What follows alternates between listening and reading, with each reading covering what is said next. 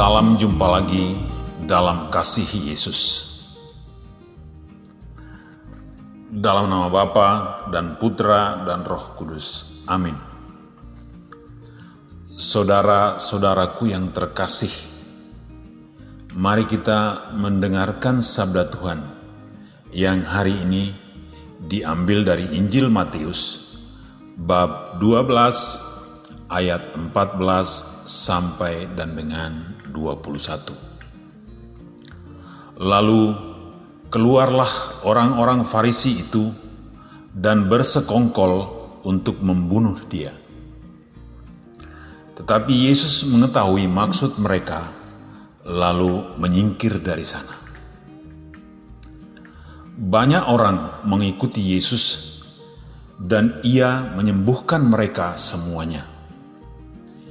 Ia dengan keras melarang mereka memberitahukan siapa Dia, supaya genaplah firman yang disampaikan oleh Nabi Yesaya. Lihatlah, itu hambaku yang kupilih, yang kukasihi, yang kepadanya jiwaku berkenan. Aku akan menaruh rohku ke atasnya, dan ia akan memaklumkan hukum kepada bangsa-bangsa. Ia tidak akan berbantah dan tidak akan berteriak, dan orang tidak akan mendengar suaranya di jalan-jalan. Buluh yang patah terkulai tidak akan diputuskannya, dan sumbu yang pudar nyalanya tidak akan dipadamkannya, sampai ia menjadikan hukum itu menang. Dan padanyalah bangsa-bangsa akan berharap. Demikianlah sabda Tuhan. Terpujilah Kristus. Dalam nama Bapa dan Putra dan Roh Kudus. Amin. Saudara-saudaraku yang terkasih dalam Kristus, soal Yesus sebagai putra yang dikasihi Allah, sebagai putra yang berkenan di hadapan Allah, saya pikir hal ini tidak perlu lagi untuk kita ragukan. Kita mulai dengan ulasan singkat dari ayat 20 sampai terakhir, yaitu bahwa bulu yang patah terkulai tidak akan diputuskannya, dan sumbu yang pudar nyalanya tidak akan dipadamkannya, sampai ia menjadikan hukum itu menang. Yesus tidak memaksakan bahwa orang harus mengikuti ajarannya. Yesus tidak mau hal ajarannya diterima secara instan. Tetapi sebaiknya kalau ajaran Yesus itu diterima tahap demi tahap, sesuai dengan kematangan masing-masing orang. Bulu yang terkulai tidak akan dipatahkan. Lampu yang semakin pudar tidak buru-buru dipadamkan. Dan sampai saatnya Yesus akan menyatakan ajarannya. Ajarannya apa? Yaitu ajaran cinta kasih. Itu yang dimaksudkan dengan hukum dalam ayat ini. Hukum cinta kasih akan menang pada saatnya, sesuai dengan kematangan masing-masing orang untuk memahaminya. Saudara-saudaraku yang terkasih, pagi ini kita akan lebih fokus pada dua hal yang saling bertentangan. Dua hal tersebut adalah hal kerendahan hati dan iri hati. Kerendahan hati tentu saja kita fokuskan perhatian kita kepada kerendahan hati yang ditunjukkan oleh Yesus Kristus Dan iri hati, yaitu iri hati yang ditunjukkan oleh orang-orang Farisi. Nabi Yesaya sudah menubuatkan tentang Yesus dan mengungkapkan seperti apa kepribadian Yesus, dengan harapan bahwa kita perlu mencontoh sikap Yesus ketika menghadapi orang yang iri hati kepada dirinya, dan bagaimana cara mengatasi sikap iri hati dari orang-orang lain itu. Tadi sudah kita singgung bahwa Yesus bersikap rendah hati. Meski Yesus tahu bahwa dirinya diikuti banyak orang, tetapi Yesus tidak sombong. Yesus menyuruh orang-orang yang disembuhkannya tutup mulut, supaya tidak membuat orang lain, secara khusus dalam hal ini orang Farisi, menjadi semakin iri hati, supaya orang-orang Farisi itu tidak menjadi semakin iri hati kepadanya. Kenapa Yesus berbuat demikian? Karena Yesus tahu bahwa iri hati adalah penyakit yang akan menggerogoti dan sangat merusak baik jiwa maupun raga seseorang. Yesus mencintai semua orang, bahkan mereka yang memusuhinya, yang hari ini diwakilkan pada diri orang-orang Farisi. Orang-orang Farisi memusuhi Yesus. Kenapa?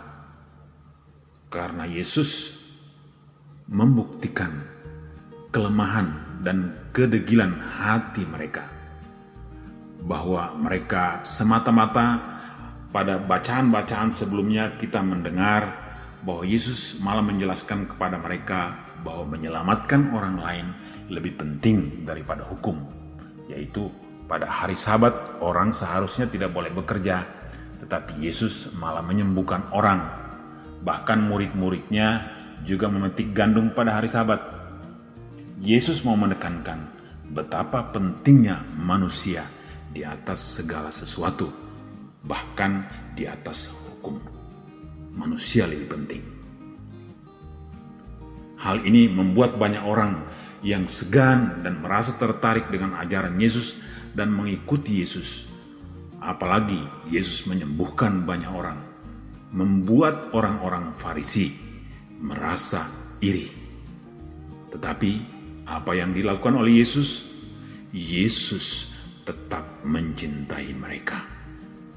Yesus mau membuktikan, memberi teladan, tidak hanya memberi nasihat untuk mencintai musuh, tetapi Yesus juga memberi contoh, yaitu mencintai orang-orang Farisi yang menjadi musuhnya. Sehingga dia tidak mau membuat orang-orang Farisi itu semakin bertambah-tambah iri hati. Di satu sisi, Yesus menyembuhkan banyak orang dari berbagai penyakit, dan di sisi lain, Yesus juga berusaha untuk mencegah semakin berkembangnya penyakit lain, ya, khususnya penyakit iri hati yang ada pada orang-orang Farisi.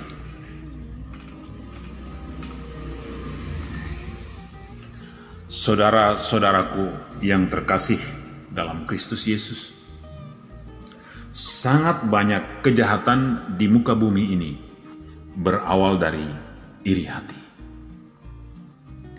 Orang yang dikuasai iri hati akan menjadi gelap mata. Bahkan saudara kandungnya sendiri juga bisa dicelakai. Karena iri hati, Kain membunuh Habel adiknya. Karena iri hati, Yusuf dimasukkan ke dalam sumur oleh saudara-saudaranya. Dan kita di Injil hari ini mendengar orang Farisi karena iri hati, mereka bersekongkol untuk membunuh Yesus. Karena iri hati, orang-orang Yahudi akhirnya menyerahkan Yesus agar disalibkan. Karena iri hati, sekarang ini banyak orang berusaha membunuh reputasi atau kebaikan orang lain.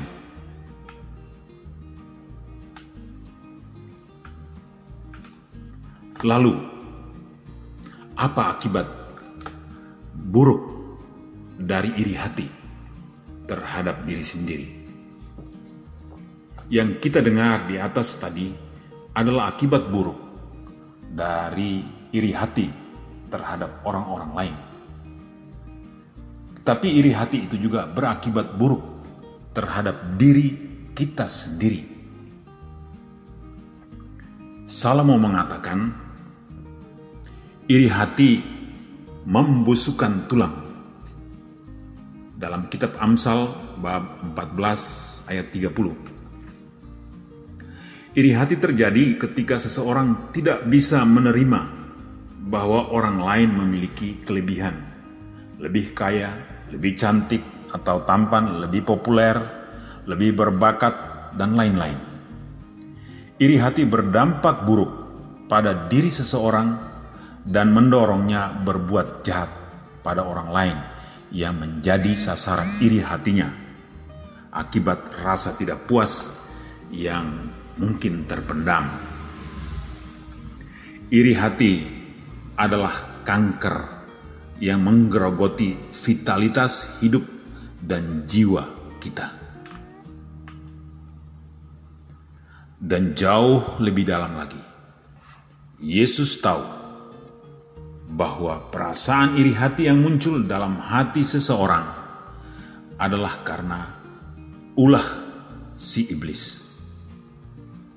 Oleh karena itu, tujuan Yesus dengan keras melarang mereka memberitahukan siapa Dia adalah karena Yesus ingin melindungi atau bahkan menyelamatkan orang-orang Farisi dari provokasi iblis.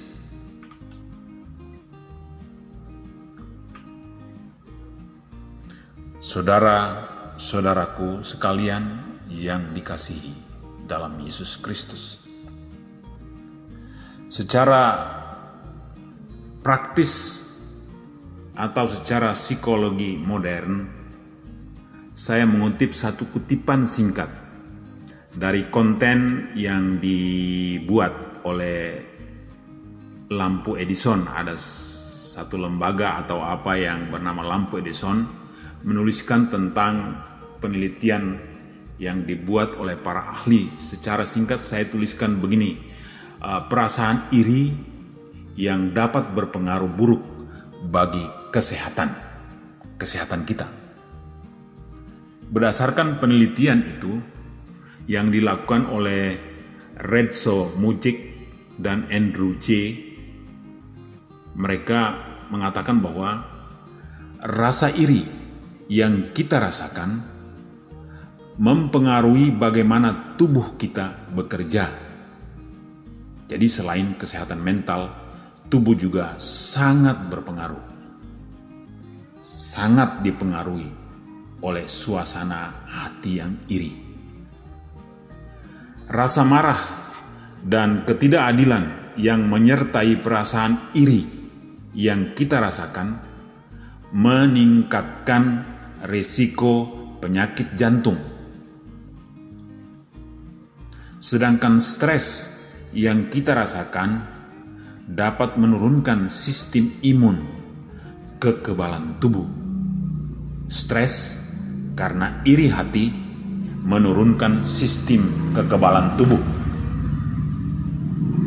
Sedangkan perasaan iri yang berkepanjangan dapat menyebabkan depresi, kecemasan, dan rasa tidak bahagia. Saudara-saudaraku yang dikasihi Yesus, iri hati muncul karena kita terlalu memfokuskan perhatian kita pada milik orang lain, sehingga kita lupa untuk berharap dan bersyukur kepada Tuhan. Oleh karena itu, marilah bersyukur. Marilah bersyukur. Semoga dalam nama Bapa dan Putra dan Roh Kudus. Amin.